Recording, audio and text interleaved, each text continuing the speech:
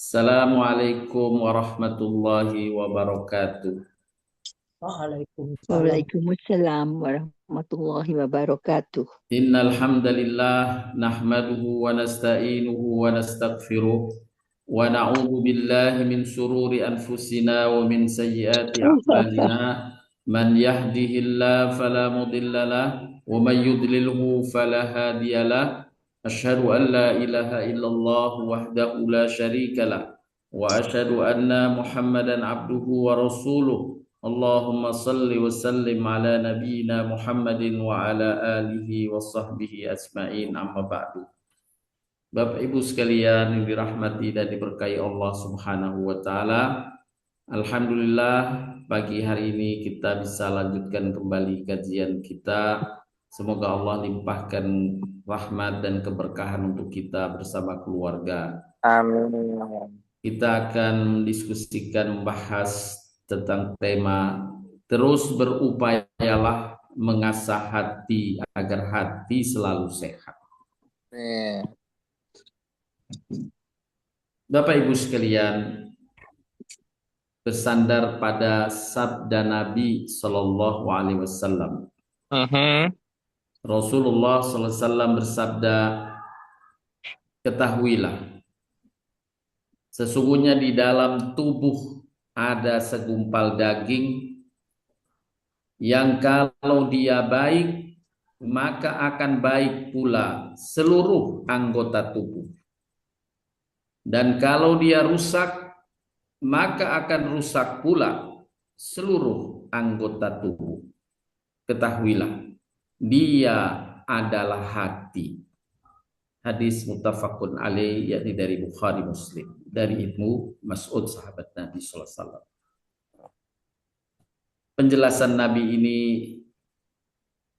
diuraikan oleh Imam Ibnu Rajab, seorang ulama rahimahullah, berkata, dalam hadis ini ada isyarat yang menunjukkan bahwa baiknya amalan seorang hamba, yakni dia bisa dengan mudah meninggalkan semua yang diharamkan, menjauhi semua yang subhat, yang masih ragu-ragu, yang bisa mengotori kebaikan darinya, baik itu terkait dengan niat yang ada dalam hati, pikiran dalam akal, perasaan, lisan, bahkan perbuatan.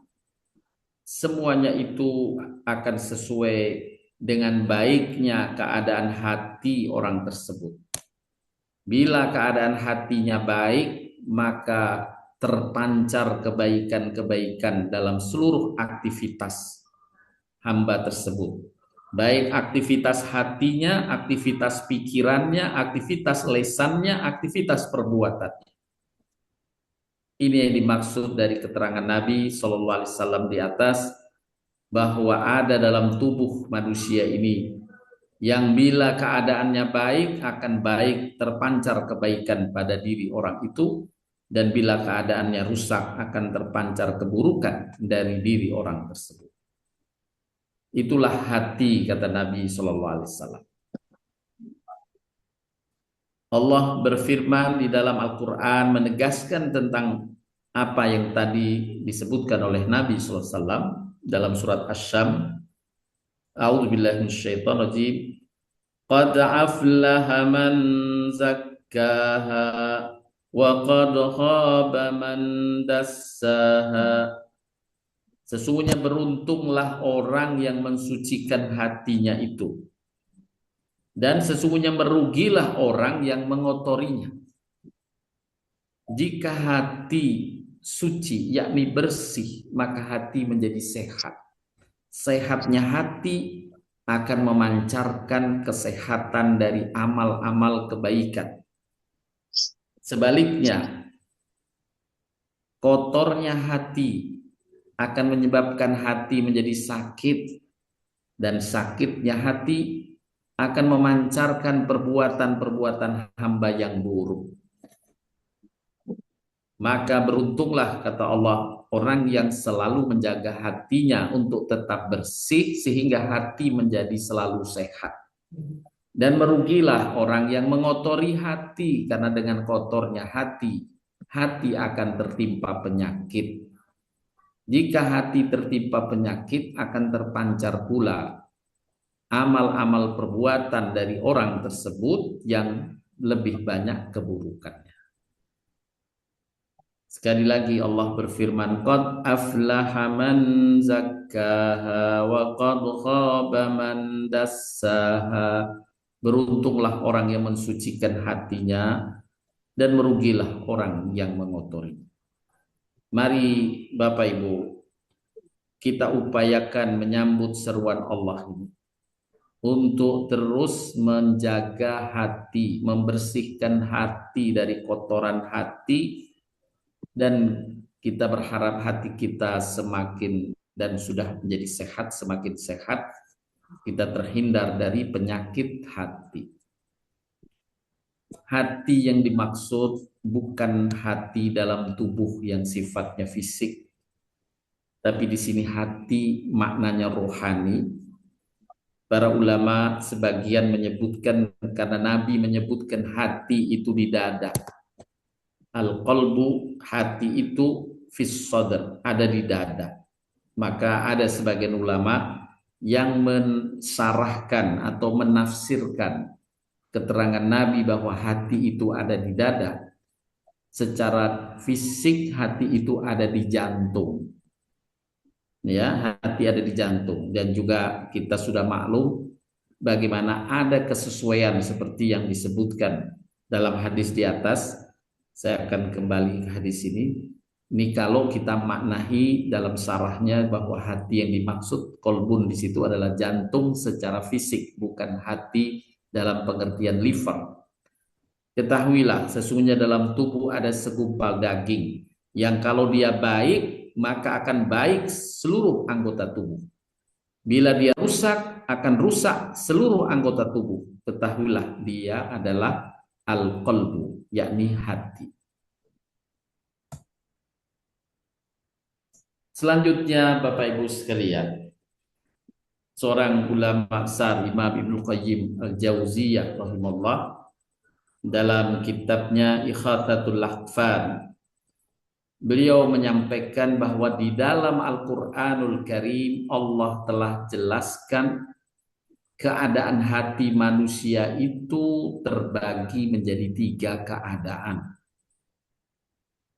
Yang pertama diperkenalkan dalam Al-Quran dengan istilah kolbun salim. Yang kedua diperkenalkan dengan istilah kolbun marid. Dan yang ketiga disebutkan dengan istilah kolbun mayyit. Kolbun salim yaitu hati yang sehat, hati yang bersih, hati yang selamat. Itulah hatinya orang-orang beriman. Kemudian yang kedua, kolbun marid, hati yang sakit. Itulah hatinya orang-orang yang munafik dan fasik. Dan kategori ketiga disebut dengan kolbun mayyit, hati yang mati, yaitu hatinya orang-orang kafir dan musyrik. Kita bisa lihat di dalam Al-Quran sebagaimana dicatatkan oleh Imam Ibnu Qayyim tentang kolbun salim, hati yang bersih, hati yang sehat, hati yang selamat. Di antaranya tercantum dalam surat As-Saffat ayat 84 dan surat As-Su'ara ayat 89. Allah Ta'ala berfirman, Idja'a rabbahu biqalbin salim. Ingatlah ketika ia datang kepada Tuhannya dengan hati yang bersih, hati yang sehat, hati yang selamat. Dalam ayat yang lain, illa man atallaha biqalbin salim, kecuali orang-orang yang menghadap Allah dengan hati yang bersih. Inilah hati yang selamat, yang akan memancarkan amal-amal kebaikan dari diri orang yang mendapatkan atau keadaan hatinya masuk kategori kolbun salim. Kategori yang kedua, qalbun marid, hati yang sakit. Dijelaskan dalam Al-Quran diantaranya dalam surat Al-Baqarah ayat 10 dan surat An-Nur ayat 50. Dalam surat Al-Baqarah ayat 10 Allah berfirman yang artinya dalam hati mereka ada penyakit lalu ditambah Allah penyakitnya, dan bagi mereka siksa yang pedih disebabkan mereka berdusta. Nah ini hati yang ada penyakit atau hati yang sakit namanya qalbun marid. Dalam surat An-Nur, apakah ketidakdatangan mereka, yakni ketidaktaatnya mereka kepada Allah dan kepada Rasul karena dalam hati mereka ada penyakit? Ini penyebutan dari Al-Quran tentang kategori hati manusia jenis kedua, qalbun marid, hati yang sakit. Kemudian kategori ketiga yang dijelaskan oleh Imam Ibnu Qayyim tadi, qalbun mayyit, hati yang mati. Tercantum diantaranya penjelasan ini dalam surat Al-Mu'min ayat ke-35 dan surat Al-Baqarah ayat 7. Allah berfirman yang artinya, yaitu orang-orang yang memperdebatkan ayat-ayat Allah tanpa alasan yang sampai kepada mereka. Amat besar kemurkaan bagi mereka di sisi Allah dan di sisi orang-orang beriman. Demikianlah Allah mengunci mati hati orang yang sombong dan sewenang-wenang. Dalam ayat berikutnya Al-Baqarah ayat 7 Allah berfirman yang artinya Allah telah mengunci mati hati dan pendengaran mereka dan penglihatan mereka ditutup, bagi mereka siksa yang amat berat. Itulah 3 kategori hati yang dijelaskan dalam Al-Quran. Sekali lagi, ada yang disebut qalbun salim, hati yang bersih, hati yang sehat. Qalbun marid, hati yang sakit. Dan qalbun mayyit, hati yang mati. Selanjutnya, Bapak Ibu sekalian yang dirahmati Allah Subhanahu wa taala. Al-Quran juga menjelaskan tentang peran hati pada manusia. Dalam surat Al-Isra ayat ke-36 Allah Ta'ala berfirman yang artinya sesungguhnya pendengaran, penglihatan dan hati semuanya itu akan dimintai pertanggungan jawab. Maka hati akan ditanya tentang apa yang ia pikirkan dan apa yang diyakininya. Jadi hati menjadi sumber pikiran, menjadi sumber keyakinan. Ini peran hati. Juga sumber pengamatan, sebagaimana dalam surat Al-Hajj. Karena sesungguhnya bukanlah mata itu yang buta, tetapi yang buta ialah hati yang ada dalam dada. Kadang seseorang melihat dengan mata kepalanya tentang kebenaran, fakta yang tidak bisa dibantah dari penglihatan matanya. Tetapi ia menolak walaupun mata kepala telah menyaksikannya. Dia menolak kebenaran. Inilah mata hati yang buta. Peranan melihat satu fakta dengan mata kepala bisa dinafikan oleh penglihatan hati.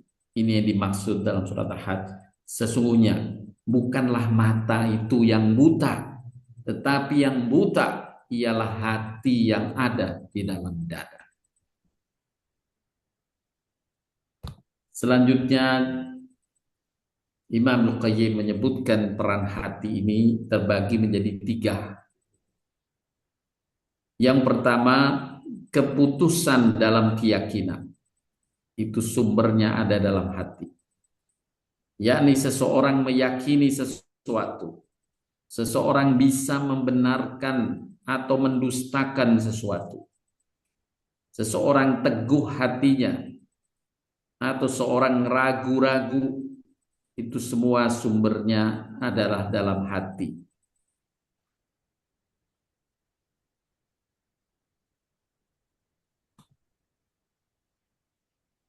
Allah Ta'ala berfirman dalam surat At-Taubah ayat 110, bangunan-bangunan yang mereka dirikan senantiasa menjadi pangkal keraguan dalam hati mereka, kecuali bila hati mereka telah hancur, dan Allah Maha mengetahui lagi Maha bijaksana. Nah, semua keputusan dalam diri seseorang itu tergantung keputusan hatinya.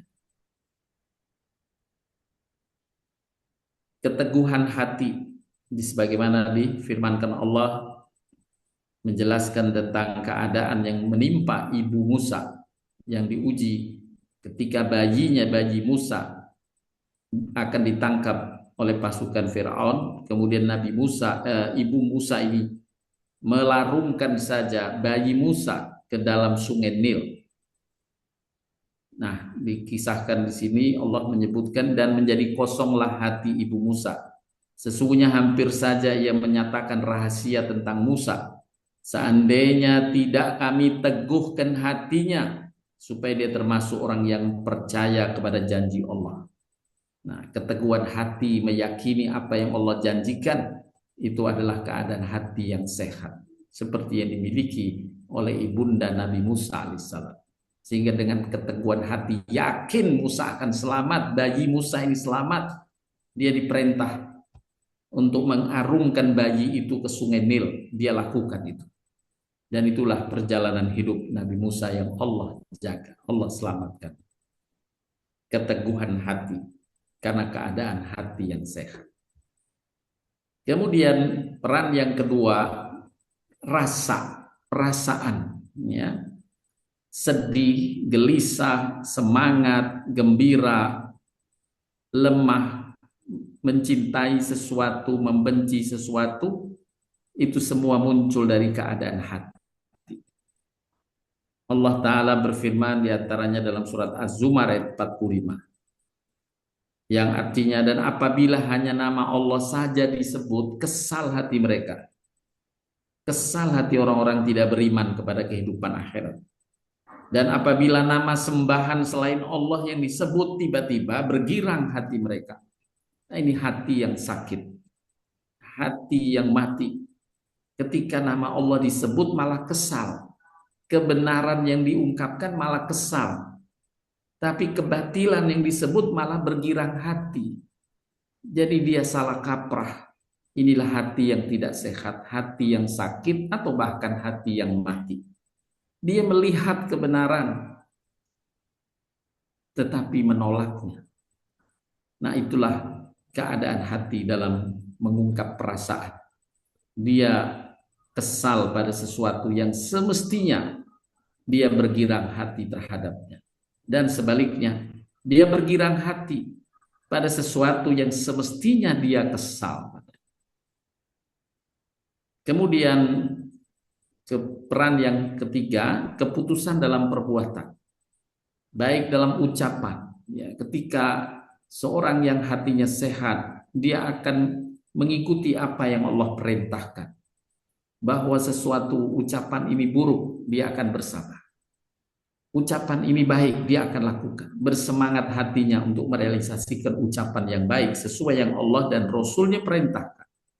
Dan dia menahan diri dengan kuat terhadap ucapan-ucapan yang Allah dan Rasulnya larang. Dia mudah melakukannya karena keadaan hati yang sehat. Sebaliknya, bila hati sakit bahkan mati, maka yang ucapan baik dia susah melakukannya, ucapan buruk lebih mudah dia menyalurkannya. Demikian juga dengan perbuatan-perbuatan. Semakin hati sakit, semakin susah seseorang merealisasikan perbuatan baik. Semakin ada daya yang menahannya untuk merealisasikan perbuatan baik.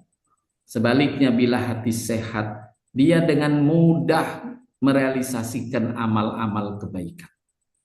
Itulah yang Allah karuniakan kepada hambanya, yang hatinya sehat, seperti ada motivasi dari dalam hatinya sendiri. Lakukan kebaikan ini, lakukan kebaikan ini, semangat melakukan kebaikan. Itulah keputusan hati dalam perbuatan.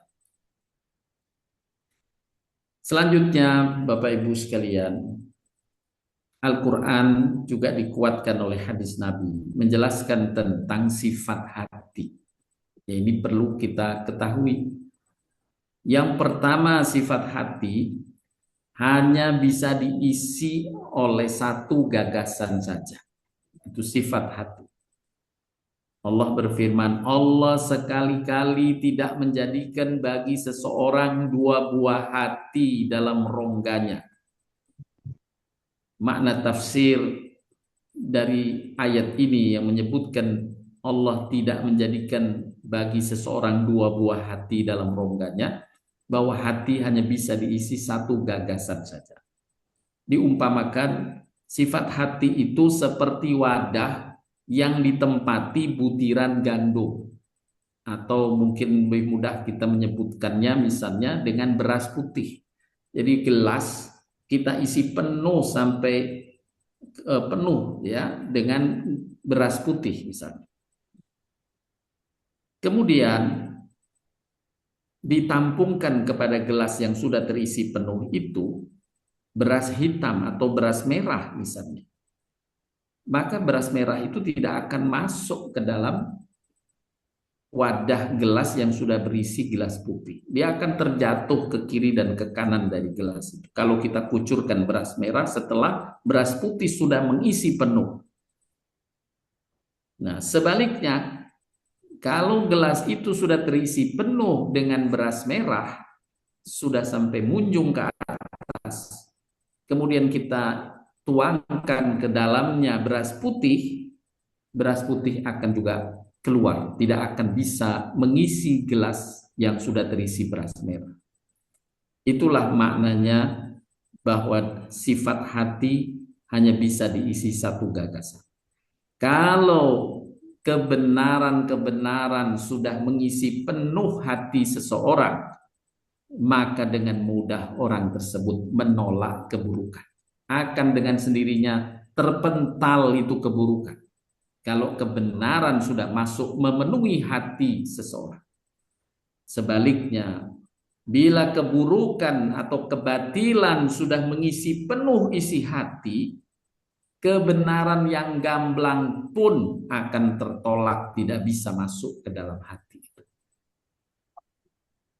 Walaupun fakta mata kepala akal kita menetapkan ini yang benar, tapi karena sebelumnya sudah dipenuhi hati seseorang tadi dengan pernyataan kebatilan, maka yang benar pun akan tertolak. Seperti halnya tadi, beras putih akan keluar, tidak bisa ditampung dalam gelas yang sudah terisi penuh beras merah tadi.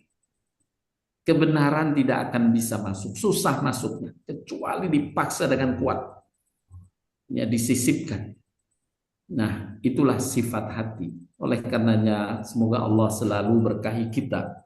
Dengan kita pengajian semacam ini adalah sebenarnya memasukkan kebenaran-kebenaran, memasukkan pernyataan kebaikan-kebaikan ke dalam hati, sehingga hati kita terpenuhi dengan kebenaran dan kebaikan. Bila ada pernyataan-pernyataan kebatilan masuk ke dalam hati kita, dengan sendirinya pernyataan itu akan ditolak. Tidak diterima oleh hati karena hati kita sudah penuh dengan pernyataan kebenaran. Selanjutnya, sifat hati yang berikutnya. Nah, sebelumnya sifat yang kedua dalam makna hanya bisa diisi satu gagasan ini, bersifat seperti air yang banyak dalam satu wadah. Ini perumpamaan sifat hati. Seperti air yang banyak dalam satu wadah. Bila pernyataan kebenaran diumpamakan air putih dan pernyataan kebatilan diumpamakan air hitam, Maka bila wadah telah dipenuhi dengan air hitam, membutuhkan air putih yang sangat banyak untuk mengubah warna hitamnya air.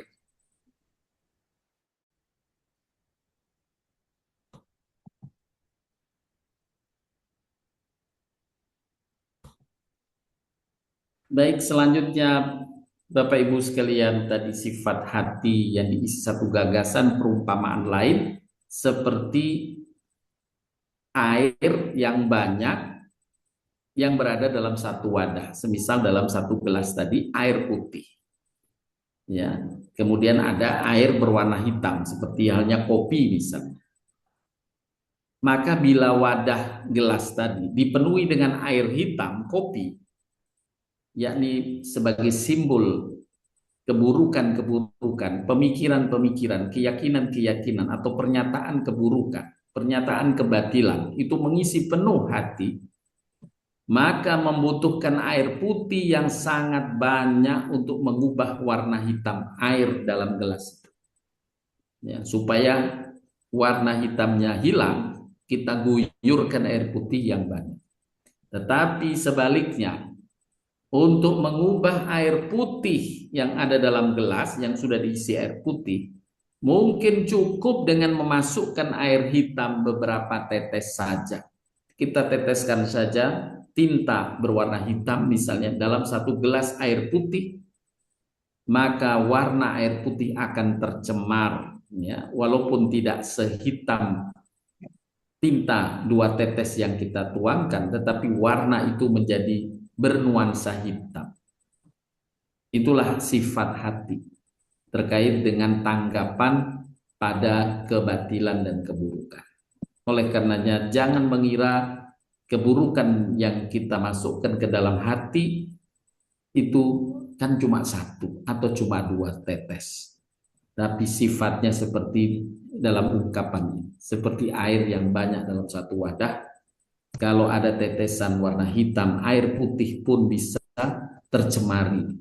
Sebaliknya, kalau warna air yang ada dalam hati itu dalam perumpamaan ini warna hitam, akan banyak air putih yang kita butuhkan untuk menghilangkan warna hitam yang mengisi hati itu.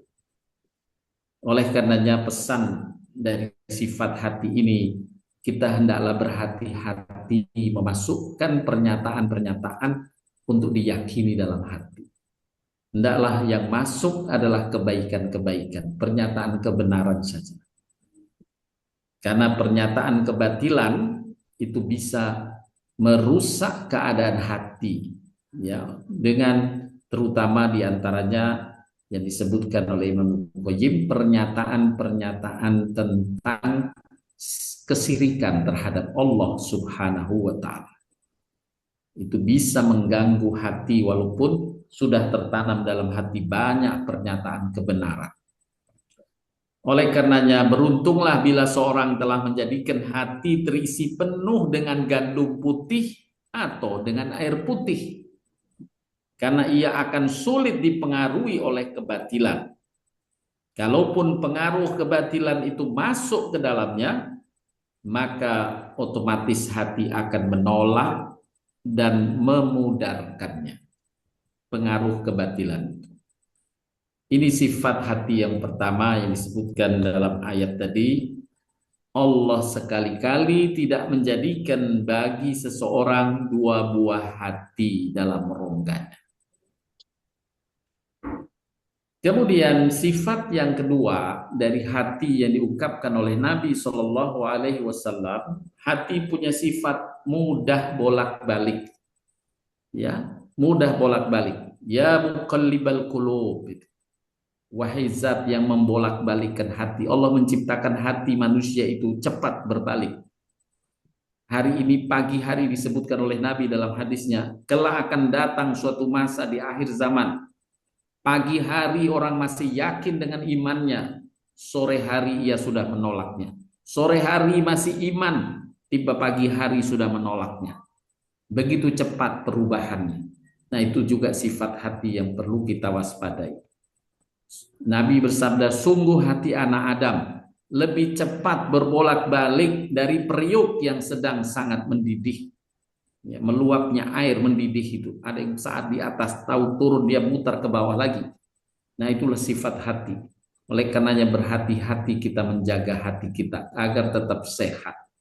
Jika terkena penyakit, maka lebih cepat berbolak-baliknya. Dalam hadis yang lain, Nabi mengajarkan doa. Ya muqallibal qulub, tsabbit qalbi ala dinik. Wahai zat yang membolak-balikkan hati, tetapkanlah hatiku pada agamamu, agar tidak mudah terbolak-balik. Dalam semangat juga demikian. Kadang semangat, besok sudah tidak semangat. Perubahan semacam ini juga karena keadaan hati. Maka kita selalu mohon kepada Allah, ya muqallibal qulub, tsabbit qalbi ala dinik.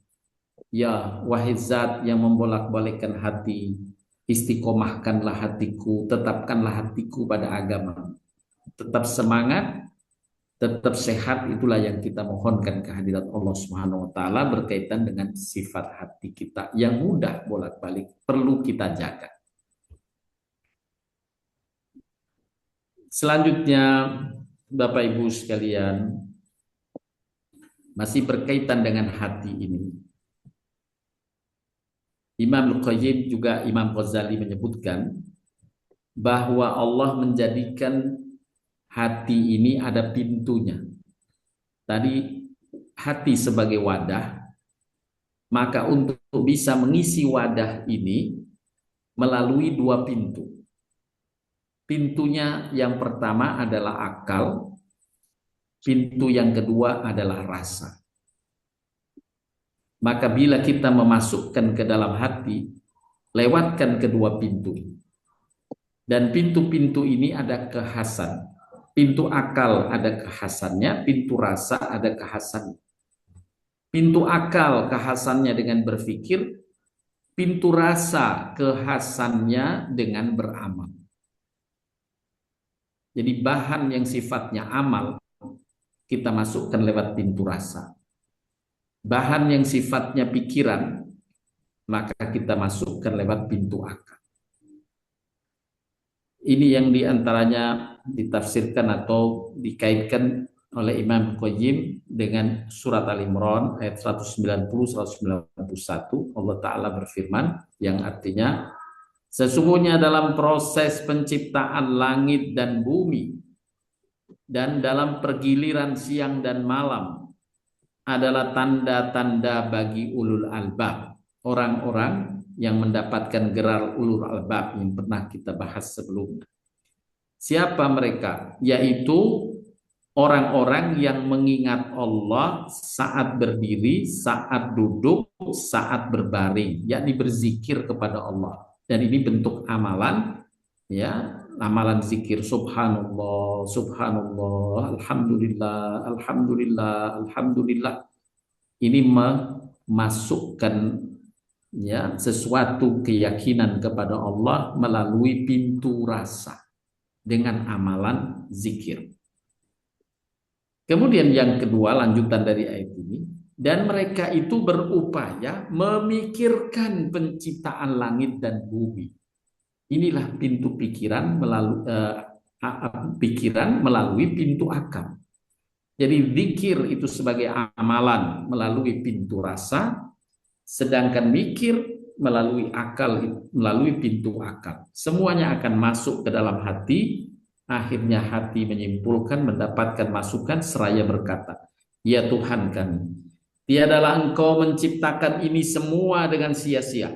Maha suci Engkau, peliharalah kami dari siksa api neraka. Begitu yakin si hamba untuk membuat pernyataan yang terakhir ini. Kenapa? Karena telah dimasukkan ke dalam hatinya, ya, tentang kuasa Allah melalui pintu rasa dengan amalan zikir, dan melalui akal dengan amalan berpikir masuk menghujam ke dalam hati, dan hati menjadi sehat, hati memancarkan kebaikan sebagaimana yang terungkap dalam doa. Ya Tuhan kami, tiadalah Engkau menciptakan ini semua dengan sia-sia. Ini pengakuan kita pada kuasa Allah Maha suci Engkau, maka peliharalah kami dari siksa api neraka.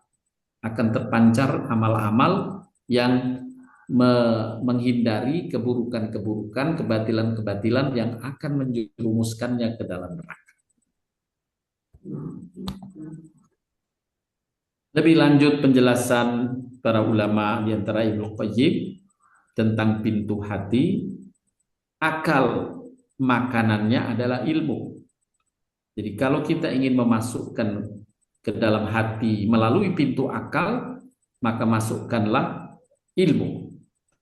Ia akan mengobati penyakit kebodohan dan keraguan.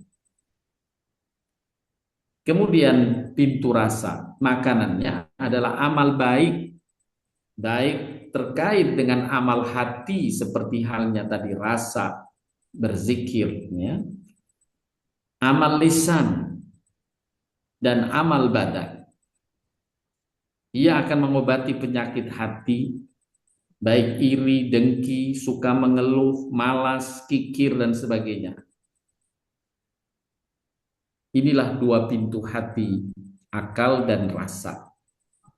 Memasukkan ke dalam hati kebenaran melalui ilmu, pintu akal, dan kebenaran melalui amal-amal kebaikan melalui pintu rasa. Jadi ilmu dan amal adalah sebagai obat hati. Oleh karenanya ketika dalam penjelasan Nabi di atas yang telah disampaikan, sesungguhnya pada diri seorang hamba itu ada satu daging yang bila baik, yakni sehat, maka sehat seluruh anggota tubuhnya. Bila ia sakit, buruk seluruh anggota tubuhnya. Itu perumpamaan Nabi tentang hati. Nah, hati yang sehat adalah melalui kita berikan masukan kepada hati itu, makanan kepada hati, ilmu dan amal.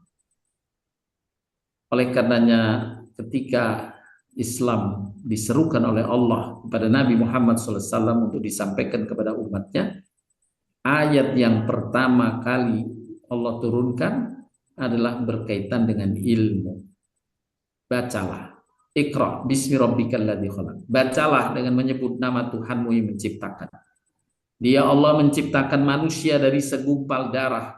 Bacalah, dan Tuhanmu Maha Pemurah yang mengajar manusia dengan perantaraan pena. Dialah Allah mengajarkan manusia apa yang tidak diketahui. Ilmu inilah sumber utama makanan hati yang akan mendatangkan kesehatan bagi hati dan sekaligus obat bagi hati.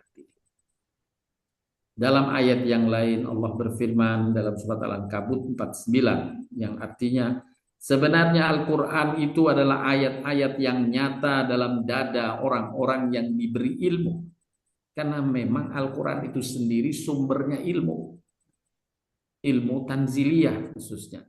Yang menjelaskan tentang keadaan kehidupan manusia alam semesta ini hakikatnya bagaimana itu hanya terdapat dalam Al-Quran. Dalam ayat yang lain surat Az-Zumar ayat 9, apakah kamu wahai orang musyrik yang lebih beruntung atau orang yang beribadah di waktu malam dengan sujud dan berdiri sedang dia takut kepada azab akhirat dan mengharapkan rahmat Tuhannya? Katakanlah, adakah sama orang yang berilmu dengan orang yang tidak berilmu? Sesungguhnya ulul albab, orang-orang yang menggunakan akal saja yang dapat menerima pelajaran. Allah jelas membedakan orang yang berilmu dan yang tidak berilmu. Arti orang yang menuntut ilmu, Allah tinggikan derajatnya. Dan kenapa? Karena ia menjadi sumber makanan yang bisa menyehatkan hati. Dan bila hati sehat, terpancar darinya amal-amal kebaikan dari diri seseorang itu kebaikan-kebaikan pula. Dalam ayat yang lain, katakanlah berimanlah kamu kepadanya atau tidak usah beriman sama saja bagi Allah. tidak penting bagi Allah. Sesungguhnya orang yang diberi ilmu sebelumnya, apabila Al-Quran dibacakan pada mereka, mereka menyungkur atas muka mereka sambil bersujud. Ya. Karena ilmunya yang menghujam ke dalam hati, hati menjadi bersih, hati menjadi sehat, maka dia takjub, benar-benar takjub atas kuasa Allah. Dan terdorong untuk mengagungkan Allah, beribadah, beramal soleh. Mereka berkata, Maha suci Tuhan kami, sesungguhnya janji Tuhan kami pasti dipenuhi. Itu keyakinan hati yang sehat, yang telah dimasukkan ke dalam hati itu makanan ilmu. Dan mereka menyungkur atas muka mereka sambil menangis dan mereka bertambah khusyuk. Ini yang digambarkan dalam Al-Quran tentang ekspresi hamba-hamba yang berilmu, yang dengan ilmunya hati terasah menjadi sehat. Ketika dia sehat, dia bisa menyungkur atas muka mereka sambil menangis, mengagungkan kuasa Allah, bersyukur atas karunia Allah yang dia yakini semua ini datang dari Allah. Ya, itulah keyakinan hati bagi hamba-hamba yang hatinya sehat. Juga berkaitan dengan amal sebagai obatnya hati. Dalam surat Al-Ma'arij Allah Ta'ala berfirman yang artinya, sesungguhnya manusia diciptakan suka berkeluh kesah, lagi kikir. Nah, berkeluh kesah ini menunjukkan hati yang kurang sehat, kurang fit, lagi sakit. Kalau banyak keluh kesahnya kepada sesama. Apabila ia ditimpa kesusahan sedikit, ia berkeluh kesahnya banyak. Apabila ia mendapat kebaikan, ia amat kikir. Nah, Allah mengecualikan. Ya, mengecualikan, yaitu bagi orang yang sholat, yang mereka istiqomah mengerjakan sholatnya, dan orang-orang yang dalam hartanya tersedia bagian tertentu bagi orang miskin yang meminta dan orang yang tidak punya apa-apa yang tidak mau meminta, yakni bersedekah. Dua amalan ini yang Allah sebutkan, yakni istiqomah dalam sholat dan bersedekah pada sesama, khususnya orang-orang yang membutuhkan, itu amalan yang bisa membersihkan hati. Ya, Allah jaminkan. Makanya dengan pernyataan kecuali. Ya, kecuali. Padahal manusia pada umumnya sifatnya suka berkeluh kesah dan kikir. Nah, bila ditimpa kesusahan banyak keluh kesahnya. Apabila mendapat kebaikan dia amat kikir, nggak mau muji Allah, ya, tidak bersyukur, itu amat kikir. Allah kecualikan, kecuali orang yang mengerjakan sholat, yang mereka istiqomah mengerjakan sholatnya, dan orang yang dalam hartanya ada bagian tertentu bagi orang miskin yang meminta dan orang yang tidak punya apa-apa yang tidak meminta. Inilah amal sholat dan bersedekah sebagai obat hati agar kita tidak banyak berkeluh kesah. Dalam ayat yang lain Allah berfirman dalam surat Shad ayat 45. Ingatlah hamba-hamba kami Ibrahim, Ishak dan Yakub yang mempunyai perbuatan-perbuatan yang besar, yakni amal-amal yang banyak dan ilmu-ilmu yang tinggi.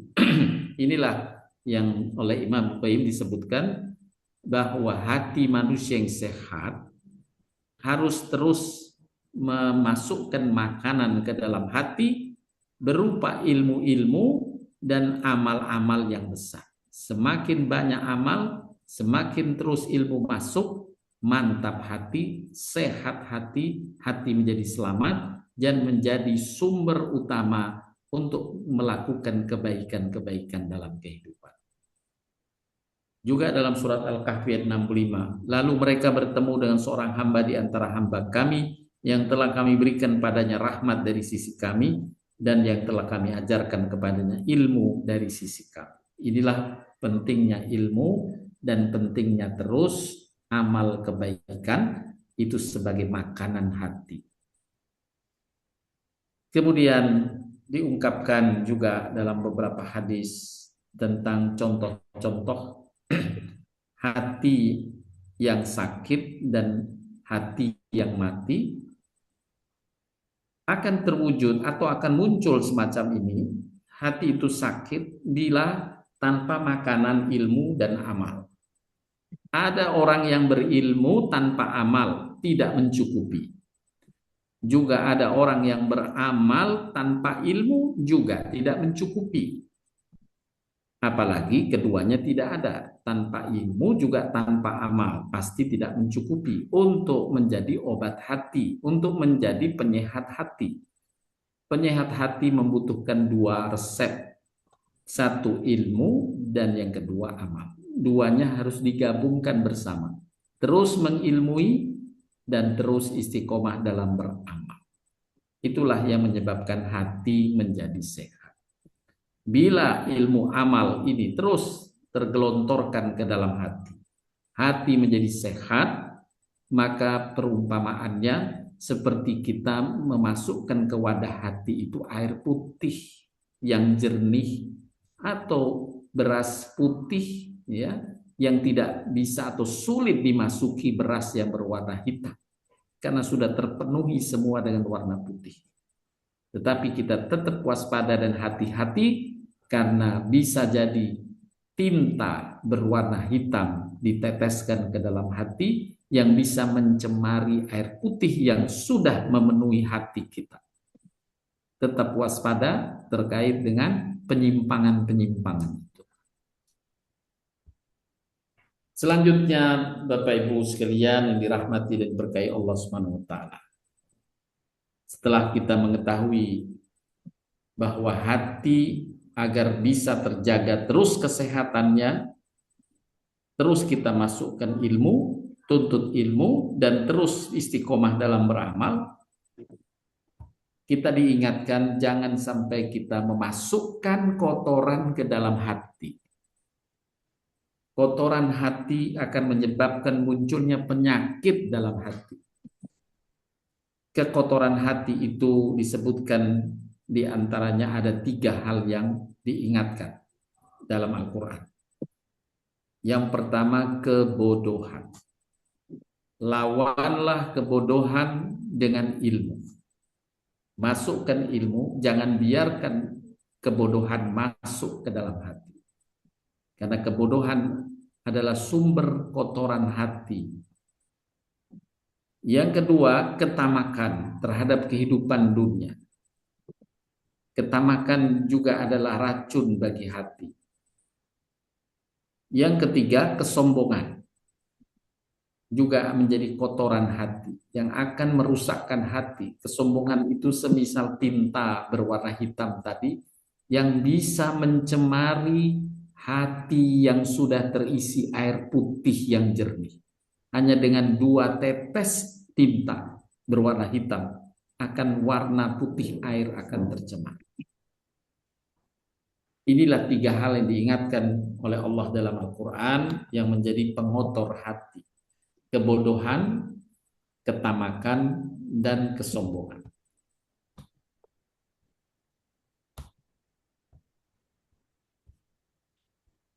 Bapak Ibu sekalian dirahmati Allah Subhanahu wa taala. Untuk menghindari 3 sumber kotoran hati ini dijelaskan juga oleh Ibnu Qayyim. Al-Quran telah menjelaskan resep. Untuk kebodohan, lawanlah dengan terus istiqomah menuntut ilmu. Allah berulang dalam Al-Quran tentang pentingnya menuntut ilmu. Bahkan Nabi SAW menjelaskan dalam kajian kita sebelumnya bahwa orang yang menuntut ilmu pahalanya lebih daripada sholat sunnah 1000 rakaat. Lebih dari sholat sunnah. Insya Allah seperti kita menimba dalam kajian ini waktu 1,5 jam, lebih besar pahalanya daripada sholat sunnah 1000 rakaat. 1 ayat saja yang kita ilmui pahalanya lebih dari 100 rakaat sholat sunnah. Dan 1 tema pahalanya lebih dari 1000 rakaat sholat sunnah. Nabi dan Allah memberikan ganjaran besar semacam ini untuk memotivasi kita sebagai hamba yang beriman bahwa untuk tetap bisa menjaga hati, terus gelontorkan ilmu. Itulah obat bagi bahan yang bisa merusak hati berupa kebodohan. Makanya dalam ayat surat Az-Zumar, adakah sama orang yang berilmu dengan orang yang tidak berilmu? Jelas tidak sama. Artinya di sini orang yang menuntut ilmu, dia diberikan kemudahan untuk menjaga hati. Kemudian solusi untuk penyakit hati yang kedua, yakni ketamakan terhadap dunia yang bisa membuat terpeleset seorang yang baik, adalah bersifat qanaah, merasa cukup dengan apa yang Allah telah karuniakan. Qanaah artinya tetap berupaya mencari sesuatu, berupaya mendapatkan sesuatu, tetapi tidak machiavellis, artinya tidak menghalalkan semua cara.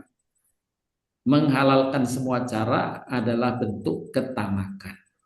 Dia tidak mementingkan orang lain terugikan. Yang penting bagi saya dapat. Ya, merugikan orang lain tidak masalah. Itu adalah tamak. Tetapi kalau qanaah, dia mencukupkan diri, terus bersemangat mencukupi diri dengan yang halal saja. Tidak machiavellis, yakni menghalalkan semua cara. Tidak. Dia hanya punya rambu-rambu. Itulah qanaah. Nabi mengumpamakan dalam sabdanya, kerusakan yang disebabkan 2 ekor serigala yang dilepas pada kambing atau kumpulan kambing tidaklah lebih merusak daripada kerusakan yang dialami seseorang terhadap agamanya karena sifat tamak orang tersebut terhadap harta dan kemuliaan. Kalau sifat tamaknya yang machiavellis, menghalalkan semua cara itu terjadi, dia bisa menghancurkan agamanya. Itulah perusak hati yang menjadi hati menjadi sakit. Ya. Ini diingatkan oleh Nabi. Ketamakan sebagai perusak hati yang dominan. Ya. Yang dominan. Dia bisa memelesetkan seseorang dari agama karena ketamakan. Yakni tamak terhadap dunia dan kemuliaan yang menghalalkan semua cara. Oleh karenanya sikap yang diinginkan adalah kita qanaah. Boleh kamu rebut, boleh kamu dapatkan rezeki itu, tapi tetap dalam rambu yang dibolehkan dan dihalalkan. Maka Allah mengingatkan tentang ketamakan ini dalam ayat yang lain. Berpalinglah wahai Muhammad dari orang yang berpaling dari peringatan kami. Dan dia tidak mengingini kecuali kehidupan dunia. Itulah sejauh-jauh pengetahuan mereka. Dia hanya mengukur kesuksesan dengan dunia. Padahal orang beriman itu mengukurnya dunia akhirat berlanjut. Tidak sekedar dunia. Kalau sekedar dunia berarti dia machiavellis. Tidak penting baginya akhirat, yang penting dunia. Na'udzubillah. Dan itu menjadi penyakit yang akan mengotori atau membuat hati tersakiti, dan na'udzubillah min dzalik bisa menjadi mati hati kita. Kemudian tentang penyakit yang ketiga, kesombongan. Allah Subhanahu wa taala memberikan obatnya, lawanlah kesombongan yang masuk ke dalam hati dengan tawaddu, rendah hati dan ikhlas. Itulah obat untuk menghentikan kesombongan yang bisa merusakkan hati.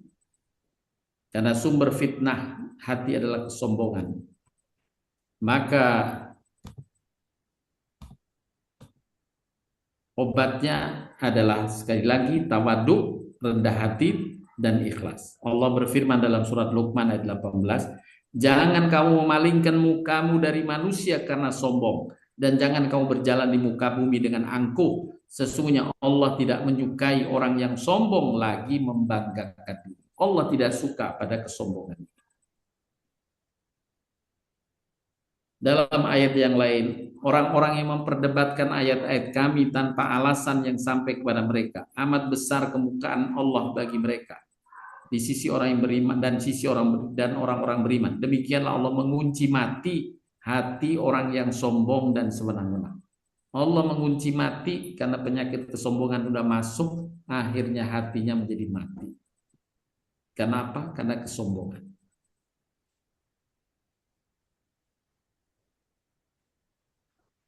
Selanjutnya dalam surat Shad ayat 82-83 ini Allah Subhanahu wa taala memberikan informasi bahwa iblis tidak bisa mengganggu hati orang-orang yang ikhlas. Karena ikhlas itu obat dominan, obat yang utama dalam membersihkan hati. Sehingga iblis tidak bisa mengganggu. Sebagaimana dalam surat Shad Allah sampaikan, iblis menjawab, demi kekuasaan engkau, aku akan menyesatkan mereka semua, yakni anak cucu Adam akan disesatkan oleh iblis. Ini sumpahnya iblis. Tapi iblis mengakui, kecuali hamba-hambamu yang mukhlis, hamba-hambamu yang ikhlas. Karena bila keikhlasan itu sudah masuk ke menjadi makanan hati, hati akan terjaga, tidak akan tercemar. Seperti halnya hati dalam perumpamaan tadi, sudah terisi penuh dengan beras berwarna putih. Itulah keikhlasan. Sehingga pencemar hati, yaitu kesombongan, akan tertolak. Iblis mengganggu juga akan tertolak. Inilah kehebatan dari obat hati berupa keikhlasan, ketidaksombongan yakni rendah hati, ya, tawadhu, dan juga tadi terus menimba ilmu, dan qanaah, merasa cukup dengan apa yang Allah telah karuniakan. Bapak Ibu sekalian dirahmati Allah Subhanahu wa taala, mari kita jernihkan terus hati kita dengan ilmu yang bermanfaat, dengan keikhlasan, dengan rendah hati dan qanaah, merasa cukup terhadap karunia Allah di dunia ini. Tidak kita bersifat machiavellis, yakni menghalalkan semua cara. Tidak, kita hanya berikhtiar dengan cara-cara yang dihalalkan dan diridhoi Allah dan Rasul. Maka itulah pembersih hati. Semoga kita menjadi hamba yang beruntung, sebagaimana yang Allah firmankan, qad aflaha man zakkaha wa qad khaba man dassaha. Sesungguhnya beruntunglah orang yang mensucikan hatinya, membersihkan hatinya, dan merugilah orang yang mengotorinya. Kita bersihkan hati kita terus dengan ilmu, dengan keikhlasan, dengan rendah hati pada sesama, dan qanaah, hanya berikhtiar meraih kesuksesan melalui cara-cara yang dihalalkan dan diridhoi Allah Subhanahu wa taala. Itulah obat hati yang mujarab, menjadikan hati kita sehat, dan ujungnya Allah jamin keberuntungan bagi kita semua. Demikian yang bisa disampaikan, mudah-mudahan bermanfaat. Saya cukupkan untuk kajian kita pagi hari ini. Bila ada yang ingin didiskusikan, dipersilahkan. Saya kembalikan kepada Bu Lili. Baik, Pak Ustadz. Tadi saya mau pertanyaan, Pak Ustadz, tapi akhirnya udah Silakan. terjawab di akhir. Oh, sudah terjawab, Masya Allah. Iya, di ikhlasnya itu ternyata. Oke, silakan Ibu-Ibu. Bu Gomba, silakan Bu Gomba.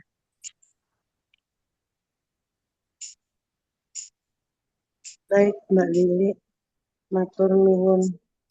Mohon maaf ini sambil nyari charger. Assalamualaikum warahmatullahi wabarakatuh. Waalaikumsalam warahmatullahi wabarakatuh.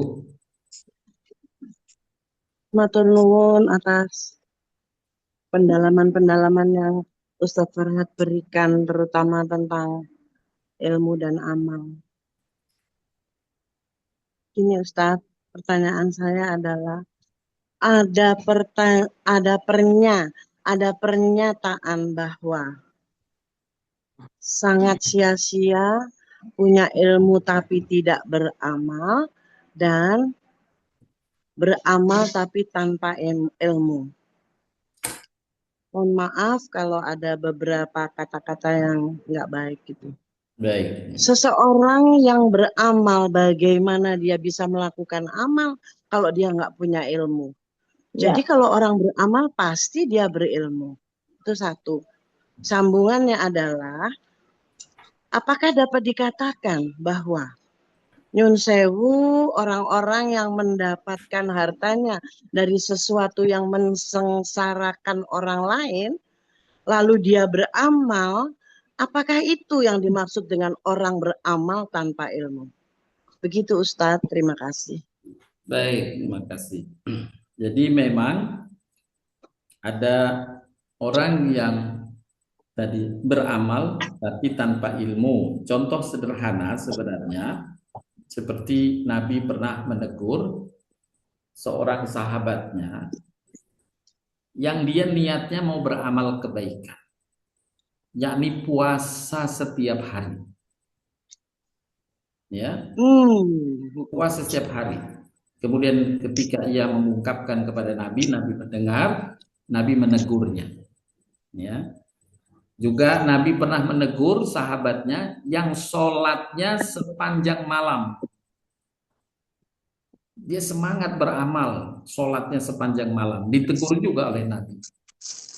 Nabi menegurnya tentang orang yang sholat itu sepanjang malam, jangan engkau lakukan itu.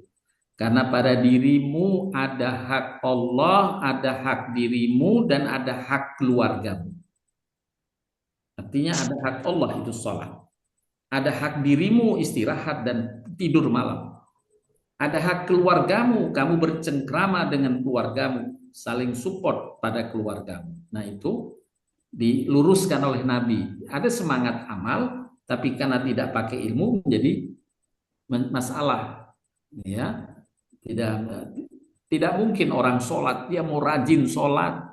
Saya sholat subuhnya, kok tiga? Kenapa kamu 3 kali? Itu dari 3 sholatnya. Iya tadi pas tahiyat, saya kok datang khusyuk, sayang mau salam, saya berdiri lagi lah. Nambah, lagi semangat sholatnya. Walaupun dia sholat, khusyuk nangis, batal sholatnya. Karena tidak ada sholat subuh 3 rakaat. Nah itu juga orang beramal tanpa ilmu. Jadi tersimpangkan semacam itu. Tidak boleh puasa terus-menerus. Puasa yang paling berat yang masih bisa dilakukan, kata Nabi, puasa Daud. Sehari puasa, sehari tidak. Ya. Kemudian itu tentang contoh orang yang berbuat kebaik. Niatnya berbuat baik, tapi karena tanpa ilmu bisa meleset. Nah, demikian juga tadi orang yang berilmu tanpa beramal, tapi di sini yang dimaksudkan adalah dia ilmu tapi niat mengilmuinya bukan untuk beramal, tapi niat mengilmuinya ya untuk riya semata. Jadi tidak terdorong dengan ilmunya untuk berbuat kebaikan. Tapi bukan yang dimaksud Nabi orang yang berilmu tapi belum realisasi amal. Bahkan di antara ganjaran besar ketika seseorang menuntut ilmu, kemudian dia niat, ya Allah, dia sudah terbuka, dia niat, saya akan mencoba deh merealisasikannya. Tapi karena kemampuan, dia tidak bisa merealisasikannya, Allah sudah beri pahala seperti orang mengerjakannya. Jadi semisal kita dalam menimba ilmu, mendapatkan ilmunya bahwa kita harus sholat duha misalnya begitu ya.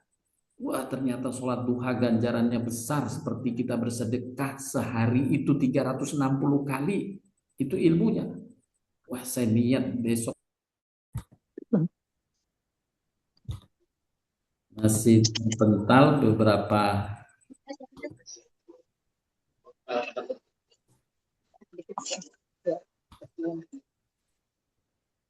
Bu Gomba sudah masuk belum ya?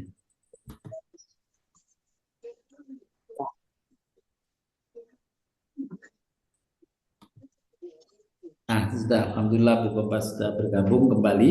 Jadi saya ingin tadi. Maaf Ustaz. Ya. Kok hilang sih kita?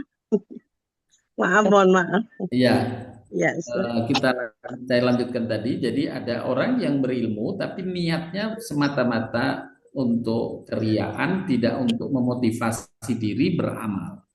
Ya, kalau memotivasi diri untuk beramal dengan ilmunya, seperti tadi misalnya dia dapat ilmu sholat duha itu, kemudian dia niat, saya mau merealisasikan sholat duha, kalaupun dia tidak bisa merealisasikannya, bukan karena niatan, tapi karena kemampuan, maka Allah telah cukupkan pahalanya walaupun amalan itu tidak terrealisasi, hanya bersandar pada ilmu saja. Itulah pentingnya ilmu. Itu sudah masuk kategori orang yang berilmu yang diamalkan, ya, bukan termasuk orang yang berilmu yang Iya. tidak diamalkan.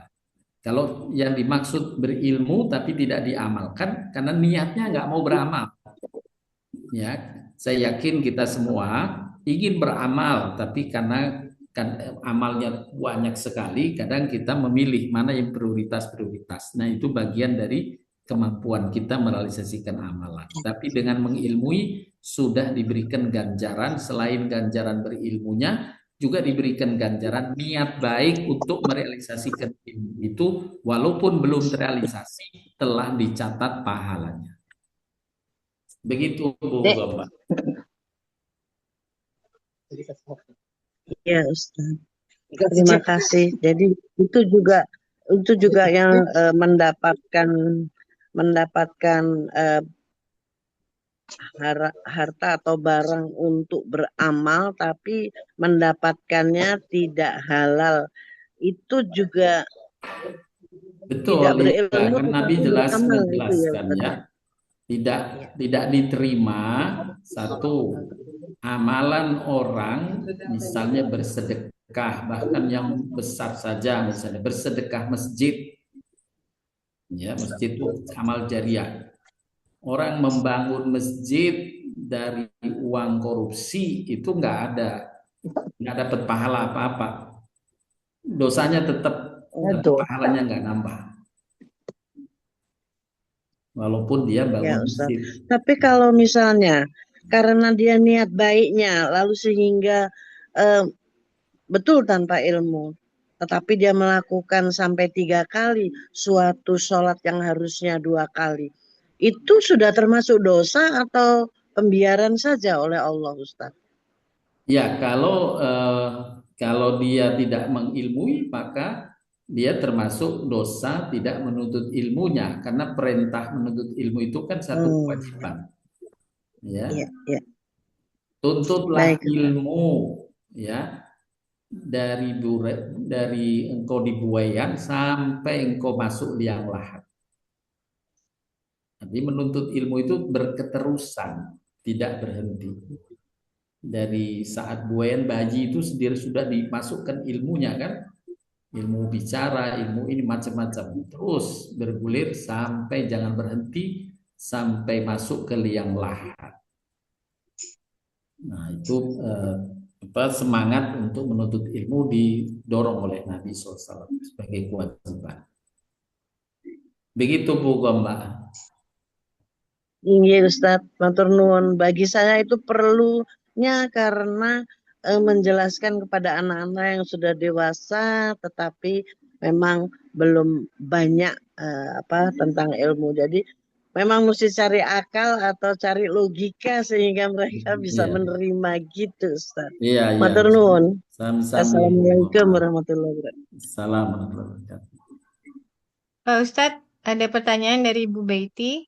Iya, Assalamualaikum Pak Ustadz. Izin bertanya, Waalaikumsalam. bolehkah seorang yang sedang dalam majelis ilmu mendengarkan tausiah sambil tetap berzikir? Jazakallah khairan khasiran Pak Ustadz. Iya, baik. Eh, Berkaitan dengan menuntut ilmu sambil berzikir, ya, selama dua amalan itu tidak saling mengganggu, ya, tidak saling menafikan, itu boleh. Seperti kalau lafaz zikir saja tidak masalah, ya.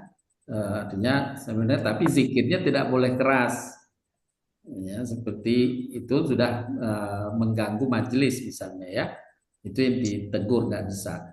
Tapi kalau dalam lafaz zikir sir gitu, ya, nah itu ibu nggak dengar zikir saya, kan? Bu Betty, ya itu artinya tidak sampai mengganggu forum, ya, maka itu masih bisa berlangsung karena zikir sir itu tidak menghilangkan upaya menuntut ilmu, proses menuntut ilmu tidak menghilangkan. Tapi kalau dia berzikirnya sengaja apa namanya tidak memasukkan ilmu ke dalam pikiran, dalam hati, ke dalam pikirannya, maka ya jelas dia tidak mendapatkan ilmu itu. Ya, jadi hanya zikirnya dia dapat pahala, tapi menafikan ilmu. Itu Bu Betty ya. Iya Begitu Bu benar. Lili. Bu Betty, Jadi Terima kalau kasih Pak zikirnya Ustadz, Bu Lili. sama-sama Bu Betty. Kalau sir saja tidak mengganggu dan tetap ilmu yang dia pelajari atau dituntut tadi bisa dimasukkan ke dalam pikiran, insya Allah tidak apa-apa. Karena bisa satu atau dua amalan dalam satu momen itu bisa, ya, pada hal-hal yang tidak mengganggu. Bisa, misalnya contoh lain, misalnya sholat, terus saat tahiyat akhir Nabi menyuruh banyaklah berdoa atau doalah di saat tahiyat akhir sebelum salam. Jadi kemudian di akhir sebelum salam kita doa. Di situ selain sholat kita bisa bergabungkan dengan sholat. Tapi tentu nggak bisa kita bicara. Ya, tidak bisa sholat bicara sama orang kecuali pernah ada seorang sahabat yang selagi sholat ada yang bersin.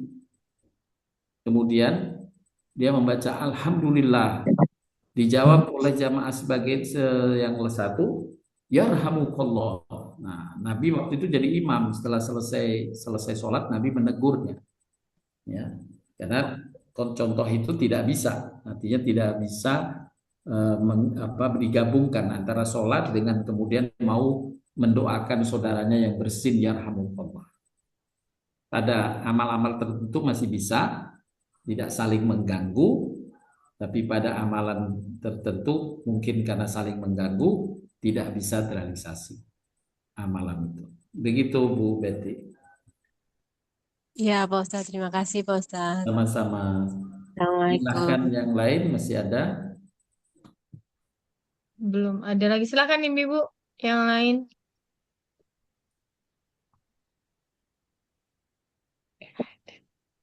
Belum ada lagi Pak Ustadz. Baik, Bapak Ibu sekalian yang dirahmati dan diberkahi Allah SWT, itulah yang tadi bisa disampaikan. Mari kita terus berupaya menjaga kondisi kesehatan bukan secara fisik saja, tapi kesehatan rohani kita yang sumbernya hati. Bila hati kita tetap sehat, insya Allah terpancar terus dari diri kita kebaikan-kebaikan. Dan Allah ridha terhadap kebaikan-kebaikan hati yang terpancar dari hati kita. Dan kesehatan hati, tadi kita selalu memasukkan ilmu sebagai makanan hati, ilmu kebenaran, dan juga makanan hati adalah amal-amal kesolehan kita. Amal-amal baik itu akan berdampak kepada hati dan dia menjadi pengobat hati dan menjaga kesehatan hati kita. Dan kita hindari juga kotoran-kotoran hati yang terutama tadi disebutkan adalah kesombongan, yang kedua ketamakan, dan yang ketiga tadi kebodohan. Ya. Hindari 3 penyakit hati ini dengan obat-obat yang tadi telah disampaikan. Mudah-mudahan hati kita selalu sehat. Allah jadikan kita menjadi hamba yang beruntung karena sehatnya hati. Sekali lagi sebagai penutup saya bacakan tadi surat As-Sam. Qad aflaha man zakkaha wa qad khaba man dassaha. Beruntunglah orang yang selalu membersihkan hatinya dan merugilah orang yang selalu mengotori hatinya. Demikian dapat disampaikan. Terima kasih atas perhatiannya. Mohon maaf bila ada kata yang kurang berkenan. Wabillahi taufik wal hidayah. Subhanakallahumma wa bihamdika asyhadu an la ilaha illa anta astaghfiruka wa atubu ilaik. Assalamualaikum warahmatullahi wabarakatuh. Waalaikumsalam. Lanjutkan.